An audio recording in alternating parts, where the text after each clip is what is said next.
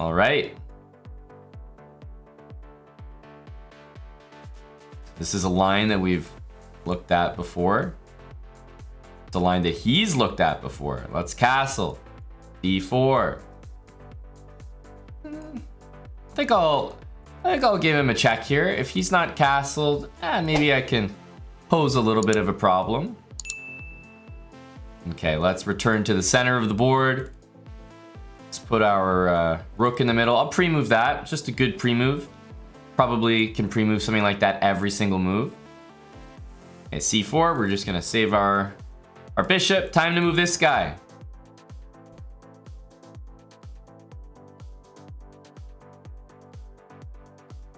I'm heading right there. Let's see if we can make it work. Ooh. Okay, knight back. Hitting that pawn, but don't think there's any threat just yet. Let's save our bishop. Take towards the center. Pre-move. Get the rook in. And maybe go for some trades here. Trades. All the trades in the world. All the trades in the world. All right. Who's going to win this endgame? Let's bring our pieces in.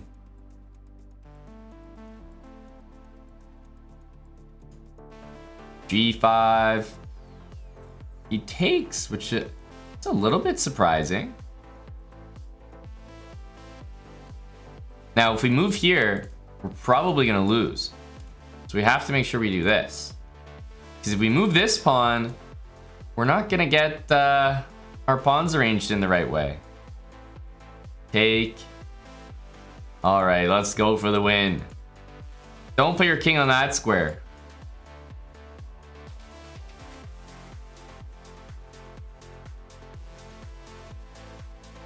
At the end, I mean, of course we could sack the pawn or sack the queen for the pawn, but I was just planning to just make pre-moves.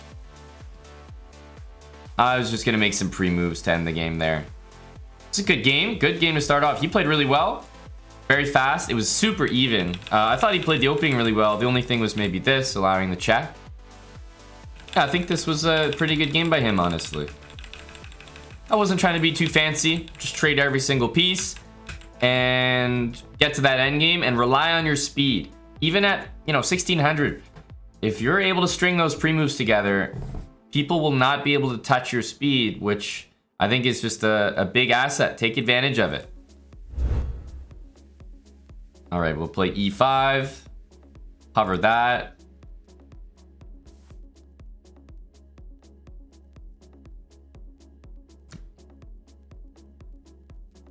Let's just some basic moves here.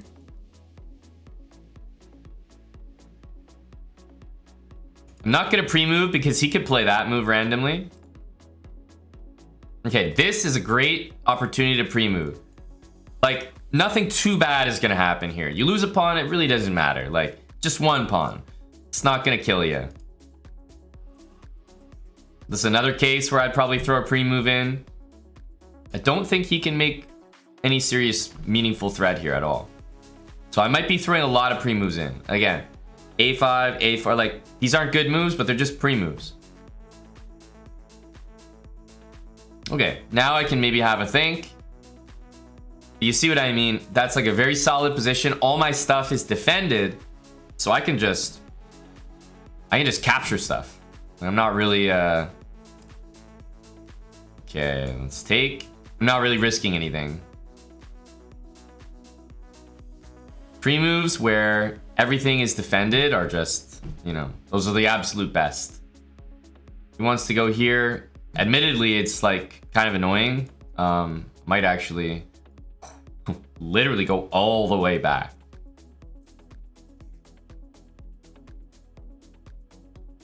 But my time advantage from what I did earlier is, it's so meaningful that this game won't be tough to win. It's all about the pre-moves. Once you have a position that's very safe, it's like, yeah, you might mess up with pre-moves, but you're gonna have to start using them. This is a fantastic example. Like, what is white gonna do? I'm pre-moving this. What's the worst move white could do to me? Truly. The answer is actually this. That's the worst that could happen. And what's the result of that? He wins one pawn and he's not threatening my queen or my rook or my pawn or my pawn. What's the worst thing white could have ready on their next move? The same thing, probably. I pre-move this. Here. It's like another pre-move, like, do you see what I mean? You can kind of get these pre-moves because you just know there's no threats here. Why bother calculating stuff in this position? I could literally play king h8, king g8, and I've got like a 15-20 second advantage from doing literally nothing. So if you ever find one of those positions where, especially with no minor pieces on the board, rooks and queens are just much simpler pieces to understand. Or like if your opponent has a dark square bishop, maybe pre-move a bunch of stuff on light squares. It's a pretty good idea in general.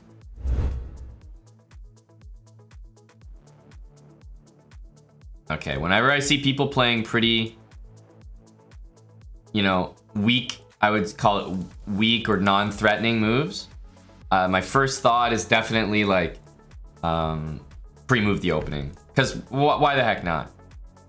Why would you not pre-move the opening?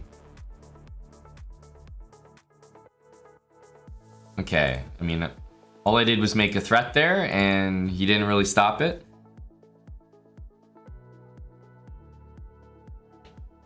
We're up some material here, which means, of course, we're thrilled to trade pieces. Why wouldn't we be?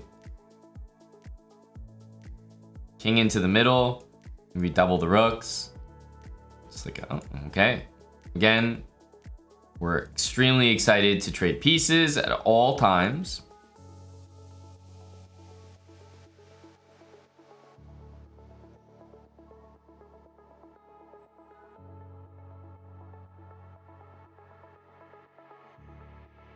Dar Knight.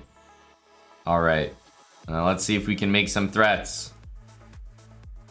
I mean, when you have the extra piece, use it, right?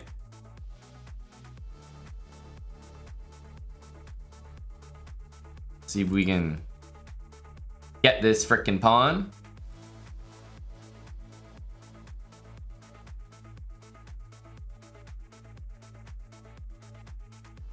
Let's push our own pawn.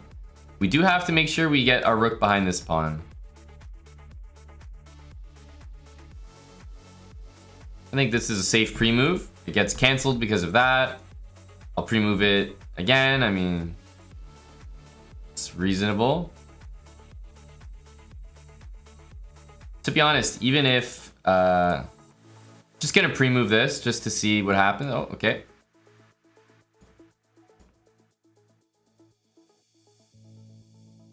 Okay, now let's get this knight out of the way. And if we have enough time, it'll work, but I don't think we do. GG. Nothing more you can do there. This is what I'm saying.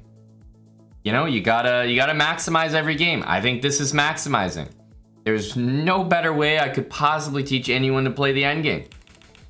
Sometimes you're just not gonna have time to get it done. Of course, you can always think in retrospect, oh, I just had to play this move and this move. That would have been easier.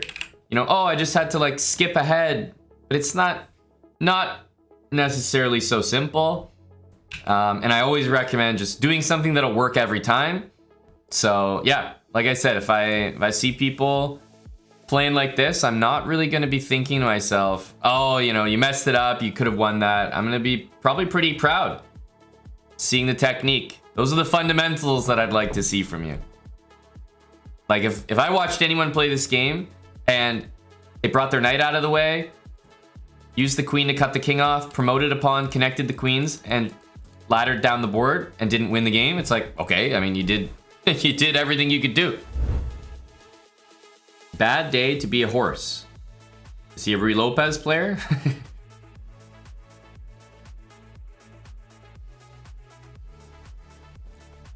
Hover. Okay.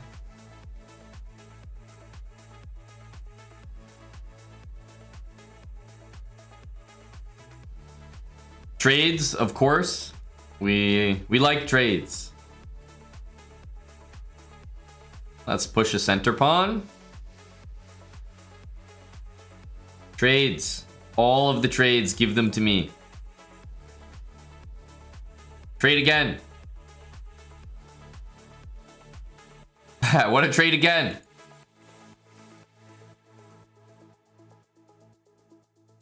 Now, we're going to go for the counterattack. You're attacking pawns, I'm attacking pawns. Oops. Drop that one. All right, let's keep taking. Let's keep taking. It worked out to somehow we have 3 on 3. I don't know how that worked. All right. I'm going to keep it simple. I'm just going to push. Push, push, push.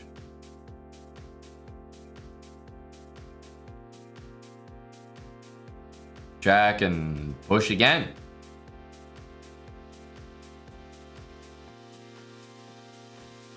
Okay. Just gonna pre-move all this.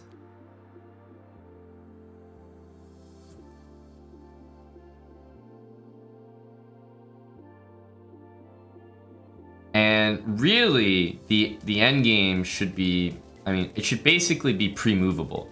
Like this end game, you should be able to pre-move to mate. The rook goes on the inside, and your king takes this, and then it all gets pre-moved. And that's a pattern that you should start to improve upon over time. You have the rook, you know you're gonna have a queen. Cut the king off first, put the rook on the inside of the pawn so that it's already perfect for your queen and rook checkmate. You know that your rook is gonna need to be closer to the king. And there's nothing more annoying than having a king here, and then the king's in front of the pawn, and while you're trying to promote it, he's also in front of you stopping it. So cut the king off from your pawn so that your pawn just marches up the board. It's so much easier to promote a pawn that way. And then from here, your rook's already in the perfect spot, ready for queen f2 and rook e1 mate. You need... it's not just like the checkmate technique that eventually you get better at in bullet. It's like understanding the most efficient, fastest ways to checkmate. Not pre-moving, or sorry, not necessarily the fastest, but the ones you can pre-move. Maybe there's some like textbook faster way to do this, but I think you always go for the way that you can pre-move. Because it means no matter what my opponent is doing, this will result in checkmate every single time. That's reassuring. Let's get another game here. Is he gonna play e4? Yes. Let's pre-move that. Whoa, we got a an Evans gambiter.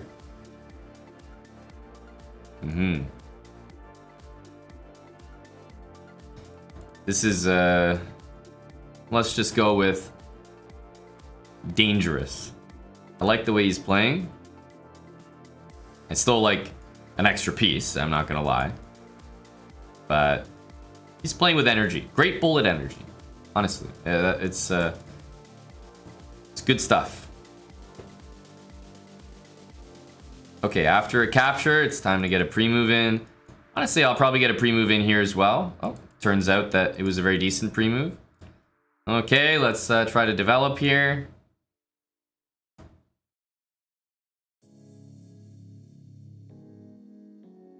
Okay. Knight can't go to the center. Maybe next best thing. Knight d5 kind of hurts. Ooh. He's starting to blunder a lot of things. Knight. So, I should be pre-moving very soon here. Very soon. I'm going to have my pieces in a situation where I probably should be able to pre-move. Because everything will be defended. He's starting to pre-move. He's getting the moves in there. All right, so here we go. We're getting to that position where now pretty much everything, you know, or most things should be pre-moved. Always throw a check in there. This knight e5 check is going to be super helpful. Okay, I'm going to play a6. Right? I have so many squares where my pieces are protected. And look, I lost my knight there by playing a6, but was it smarter for me to play a6 or not pre-move and wait to see what move he was going to do? No, it's smarter for me to play a6. I mean, the guy flagged the very next move. It doesn't matter. I have so much extra material that I know I'm going to be winning. I'm not going to waste my time, you know, anticipating, oh, maybe he's going to play rook takes. It's like, whatever. He can play it. I'm up so much material, you don't have to stress about losing material. Not only will you probably still win, even if they take it, but the amount of people that are going to take it is like actually 1% of your games. I liked his opening though, and no, it's definitely not that easy to play the moves I did in the opening with confidence. Knight a5 is something I have gone over in our Blitz Habits series. It's just a line that I kind of like for black. You play bishop e7 and then knight to a5. And even though you're like giving up the center pawn, instead of playing at Evans where you're up a pawn but defending ruthlessly, I'd rather play this position where, yeah, they might play this, takes d5, and I've got two bishops. No problems, I'm castling. It just looks nice and easy. I'd rather play this than be up a pawn and suffer. It's a bullet game after all. I don't want to be up material and you have the initiative. Initiative is very valuable.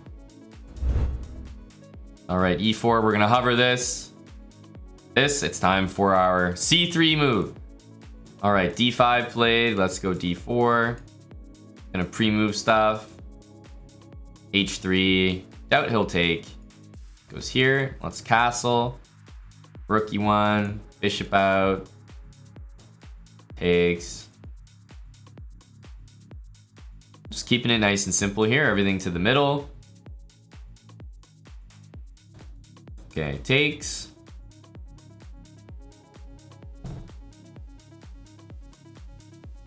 All right. Probably gonna double rooks here, right? We've, ooh. This guy's a fancy guy, okay. I see you there, buddy. I see you, I see you.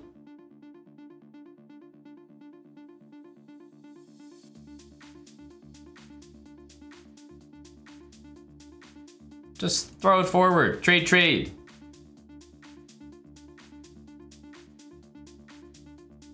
I mean, the name of the game, trade the pieces and be faster than them. All right, now what are we gonna do in this endgame? First of all, king on a light square, he's got a dark square bishop. I'd like to get to a position which is easier to pre-move.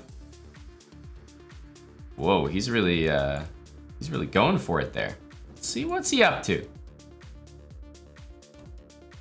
Checks are great because you can always pre-move after them. Check and pre-move. So I can go like check and pre-move. It's a good strategy in general. So check and pre-move. He's taking, you know, that took like 3 seconds off his clock. So it's like, I'm actually just trying to find the next check. This is the next check, and then pre-move. I mean, for the most part, checks kind of dominate under 2,000 bullet time scrambles. You check and then you pre-move every single time. And the checks are nice because there's a very limited, like there's nothing bad that can happen to you when you check someone and you're waiting for them to move. All they're doing is gonna move their king. So you should pre-move after pretty much every single check that you give. e5, so knight here, bishop there, bishop out, the Evans. Well, what did I say? Take, bishop back here, knight a5. Okay, it ended up working out, I would say, very, very okay, you know? Go me. Ah, my pawn's under attack. Let's play d5. This is the next move in this line pretty much regardless, so you get the idea. Knight comes out. Okay. On there, queen takes. We've seen this before. I'll take that. I'll take that. That's 3 points. That's 5. So we got 2 rooks for the queen. Always the right thing to do. Always. Let's develop and trade. I know for a fact here, if I trade every piece, he's only gonna have a queen left, and that will always be a good thing. So I'm fiending. I'm actually like desperate to trade for that knight. I really am. I want it more than anything.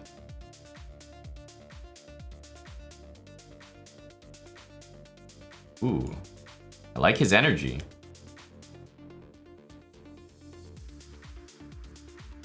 All right, how much material do I have, right? This should be a, like, everything, pretty much everything should be pre-moved now. You know what I mean?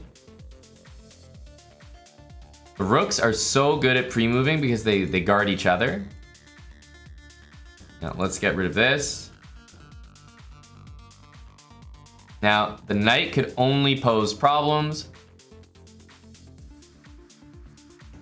And before we get to the end here, I'm just gonna pause and make sure that it's not a stalemate. Like, I can pre-move all the way, but I have to admit, even for me, I don't really have a pre-move trick here. I'm just gonna try and hope that when I queen, it's not stalemate. So I'm just pausing and then going like that.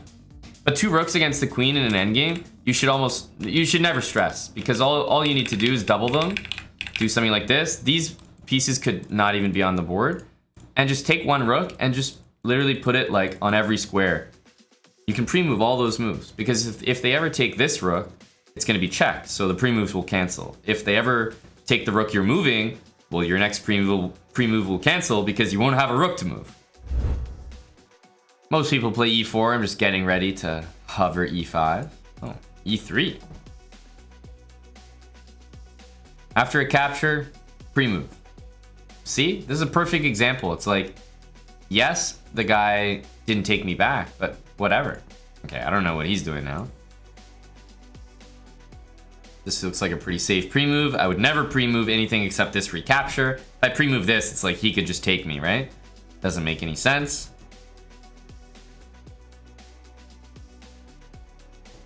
Pre-move the recapture for sure.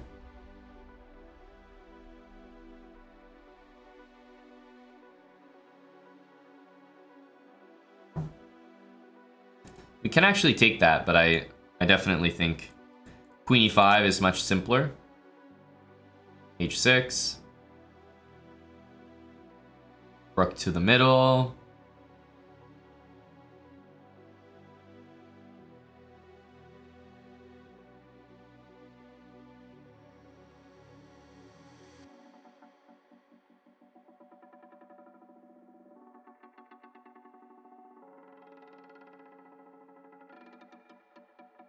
I'm just pre-moving. I don't think he'll play these moves. So I'm just kind of like pushing random stuff here.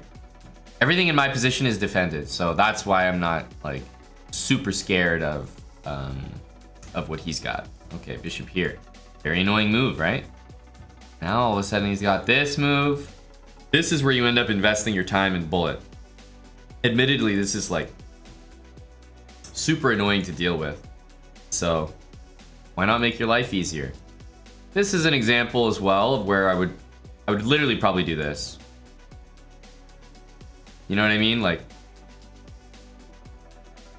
I'm just pre-moving like around my king. But see how much time that took off his clock? Like, now he pretty much just flagged. I just think positions where all your stuff is defended are like the ideal positions to win bullet games in. And you win by just gaining time on your opponent. It's like, what could possibly go wrong here? Yes, he could sacrifice his rook for the bishop, but even if he does that, I'm still shuffling and gaining a ton of time. I just think those type of positions are special. Very special. Use them. And look, he even got away with it, but it just didn't matter. He was so low on time. Okay, let's take. You can tell he's a speedster. Now, when I see people doing this, it's going to cause me to also, right? It's like, why wouldn't I take a few liberties there? All right, let's get developed. G4. It's a very, very loose kind of move. He's like full send kind of guy. Okay, I'm not going to get too worked up here.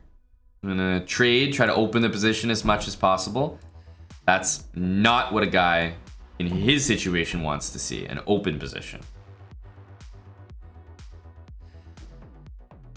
So use these rooks. Why not? We played our h6. We got our king to safety. We moved all of our pieces. I mean, I think we're doing all right. Okay, we'll take it. Okay, we'll mate. Attacks can be scary. I do not disagree, but it's like, at least if you're developing all your pieces, putting them all to the center, rooks to the middle, and your opponent is still not castling and attacking you ruthlessly, you must, bells and whistles must be going off in your head. You must open the center. You must. You just have to. If I were white, what I'd recommend is playing c5 to close things, and then maybe going for this. Even in this position, a good move that I would be happy to see people play might be knight e4. Yes, it loses a pawn, but guess what? It clearly opens things up now that the d file is open, and moves like this, especially in bullet, the value of a pawn is just not very high. This is where, okay, here, I usually like to put some pre-moves together here. There's not really anything too crazy that can happen to us.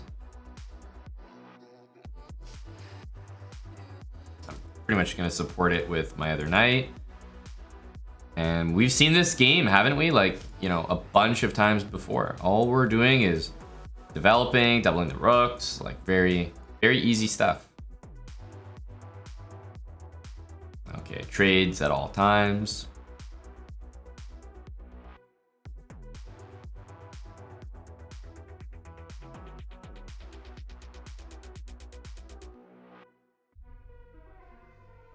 Trade.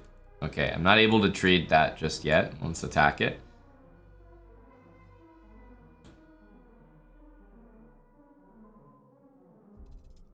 All right, we're against the bishop. So my wisdom is telling me put all the pawns on the other color. So that means this as well. Okay, my knight needs somewhere just to, you know, just gonna tuck it away for the moment. My king 1000% needs to enter the game, so let's just do that. You know, my poor king.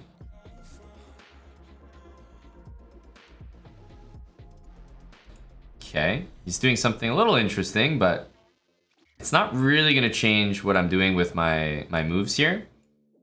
Pawn's always on dark squares, and I mean, as it so happens, we can win the bishop. That wasn't really what I was planning here.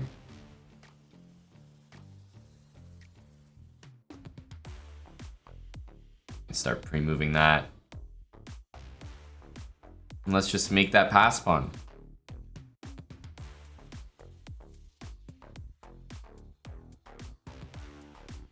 And from here, we should be able to just promote, get the ladder. Whenever you have the king cut off like this, you can promote to a queen. It'll never be stalemate. You bring the queen back up, it'll never be stalemate, and then it's always a force mate. Because this queen always controls this. When you queen, you always control that. So you force the king to be on one of these squares. When you go here, it's always a check, and then they always have to go to the back rank, and that's always mate. So it's nice when you have, it's the best feeling when you have the king cut off by a queen on like the 6th or the 3rd rank or something, because promoting to a queen and then just moving it up for the ladder is checkmate every single time.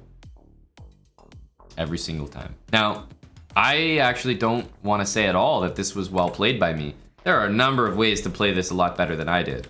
But I'm just saying, if you think about it in such a dumb way, like put all your pawns on dark squares, bring your king to the middle, and don't trade the knight for the bishop ever. I'm not saying it'll always work, but you know, you'll have a pretty good time playing the endgame. And it so happened that he hung his bishop, but still, this bishop's not that happy with pretty much no targets to attack. More bullet. Let's see. Sleeper. Why is this account name very familiar? feel like I know this account from like other speedruns. I think he's a dangerous brah. Very good value, in my opinion, for his rating. I remember the username. He's a sleeper. He is quite literally a sleeper.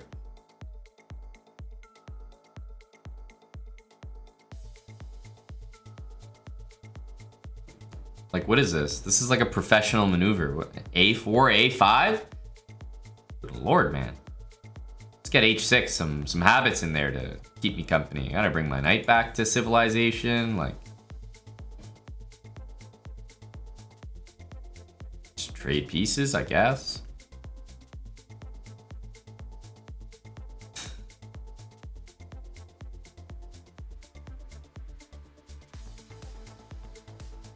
Trades, pre-move after a trade, always a good thing to do.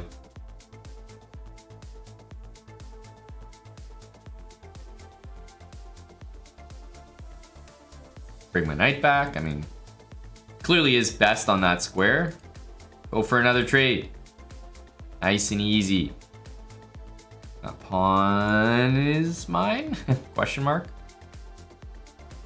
Bring the knight back as well.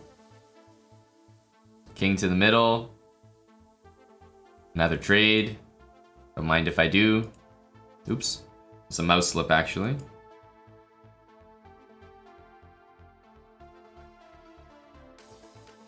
Oh, it's the knight endgame. All right, we're gonna close our eyes and go down here.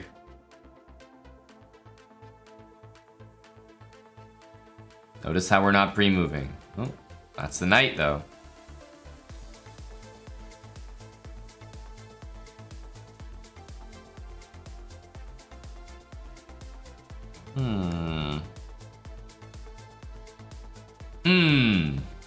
Good game.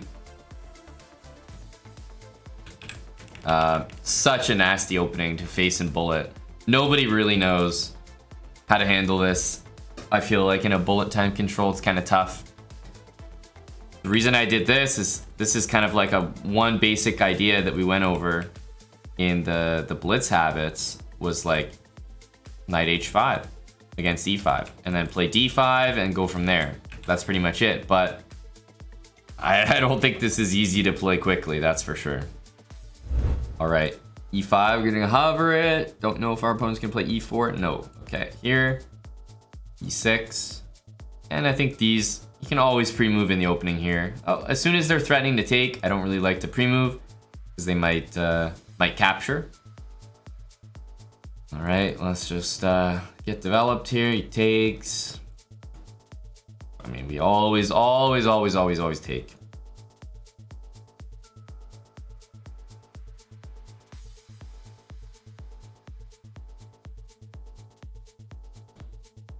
Okay, what's up with that? A funny looking move. All right, our pieces are all in the middle. What the hell is this bishop doing here, by the way? Someone want to explain it to me? So you've got your queen and bishop lined up, but your bishop is here, not checking me. I've got my queen and bishop lined up so that my queen can go there, which would be checkmate. You gotta flip them around, buddy. Trade with me. Yay. Go me. Hey, trade with me again. Hey, this isn't what we talked about.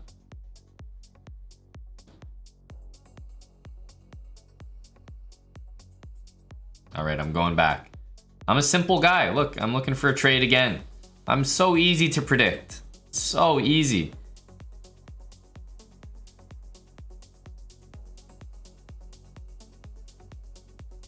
Hey, trade me. Trade something. Trade me, please. Please trade me. Thank God. We got one single trade. Good gracious. All right. Well, I think you guys know what's about to happen. There's not that much time left. I didn't even need any of those moves. You see, like, it was that easy to beat the guy. All I did this game was go for trades. I did nothing. I really did nothing this game. He just flagged. Your opponents at 1700 are way faster. You guys think when I do these series, like I plant super slow opponents for myself? You really think that? No, I'm playing the same guys that are in the pool. You guys play these people too. E5? Oh, he goes here. Interesting. Well, pawn's under attack. Okay, I'll defend. When I see openings like this, it's usually a cue to, you know, just get some easy pre-moves in. Like, most people are very non-threatening who play these kinds of openings, so. Okay, queen's under attack, gotta move. Knight f4 looks... Oh, that wasn't very, Like I said, people who play these openings are usually rather non-threatening. If no one's taking the center, it's often a cue to just get a ton of pre-moves in. Because from the you know, b2, g2 squares, like, they can't really make any significant threats in the middle of the board. All right, let's get our first couple moves here. Whoa. Oh, I am flattered. I have to date never, ever seen anyone play the Jerome against me. It is an honor. Truly an honor. What should we play? I'm gonna play g6.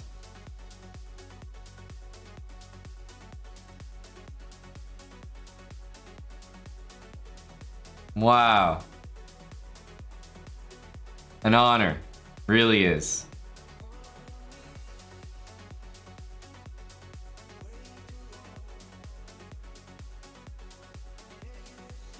We really hit him with one of the toughest lines. Good move. Good move. Do we take here? I'm thinking about knight f6. Seems kind of tricky.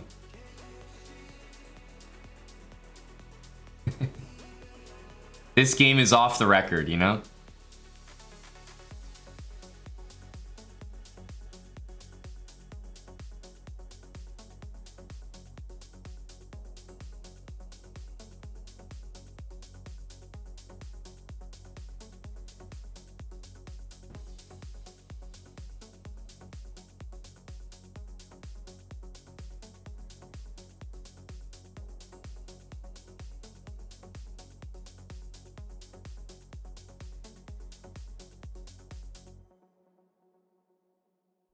This game's off the record.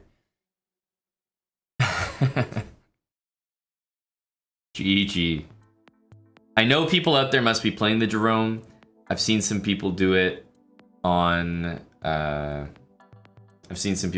stream in our viewer tournaments, but I have definitely never been doing a speed run of any kind, a series of any kind. I've done a lot of them. They're uploaded all on YouTube.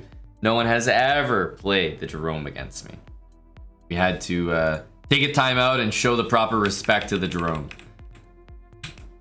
Treat it like the opening it is. A worthy candidate. All right, let's get a good game. Again, when I see stuff like this, I'm almost always looking to pre-move. When people can take my knight, I never pre-move. Probably a right idea to pre-move that pawn in the center.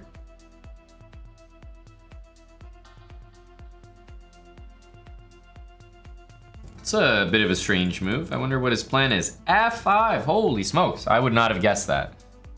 I really wouldn't. I can't take it, and I'll be honest with you, it's kind of annoying. Check. I don't really have a plan. I'll be honest with you guys. I don't have a plan here. Whoa, okay. Go back. Trade. Develop. Maybe more trades. I still can't take that. I'm just gonna go here. More trades, more trades.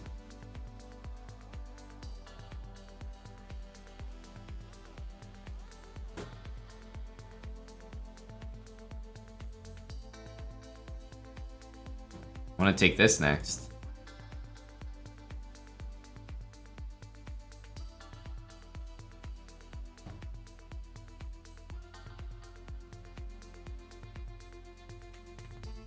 Sorry, pal. Check. Takes. Takes. What is the most goddamn most annoying piece in the entire game in Bullet? It's the knight. I hate the knight. Give me your damn knight. Oh my goodness. Give me your knight. Stop that. Hey, come back here. Oh, give me the damn knight. Oh, come on, please. Oh my goodness. Stop that. Oh my goodness. Stop that. Give me the day. Oh my goodness. I hate the knights. It's literally worth a queen. I swear to God. This is why you never let someone step on you with a knife. Take it as early as possible. So annoying. At every level. Like, it doesn't stop. It could be, you could be up well past the 2000s and knights would still be the bane of your existence. How did I lose to a 1700? I have the same question, my friend. I have the same question. Remember, this isn't the kind of series where we just go win every single game. We have some habits that we're following here. We cannot win every single game. We're winning a lot of them, especially at this level. This level you see the most improvement because now we have some real openings. Now we're playing a bit more active. We're learning some pre-move tricks, but it's not infallible. Okay. So he's getting some early pre-moves in. Oh, I decide to throw one in and boom, look at that. Already cost me. But as I keep saying, it cost me one pawn. Like, in the grand scheme of things, what's one pawn? Does it really matter? No. I would make that pre-move again every time. Trades. Oh. Are you on my team, buddy? I love a trade. I love a trade. Sure.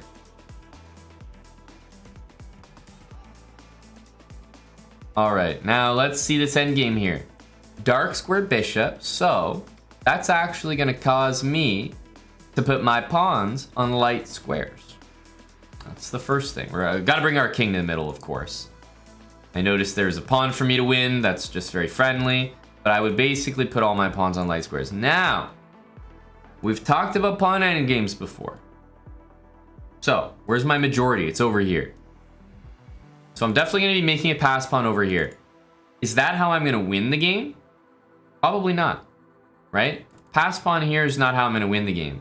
I'm actually going to use that as a distraction. He's playing this. Now I have a pass pawn here and a pass pawn here. And we'll win just from that. Well, he couldn't possibly have picked two worse pawns to give me as pass pawns. Just make this one. And then make this one. And good luck catching my two pawns. It's just impossible. He couldn't have given me pawns further apart. Uno más? Question mark? E4. Okay, I see stuff like this. I'm probably rapid firing my next couple moves, you know? Takes. Leaving your king in the middle, you're gonna pay for it, bud. I'm going in and I'm going out. Picking your pockets.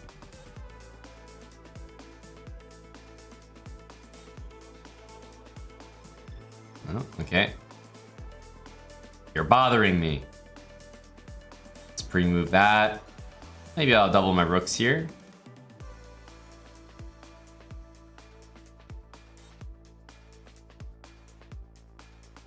Check.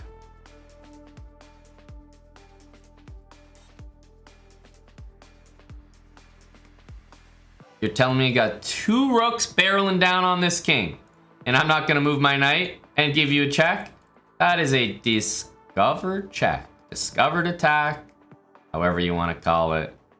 It's pretty damn good.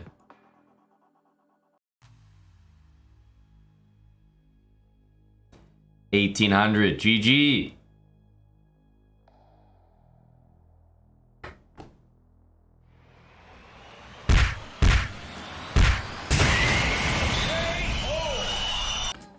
$1,800's a nice number.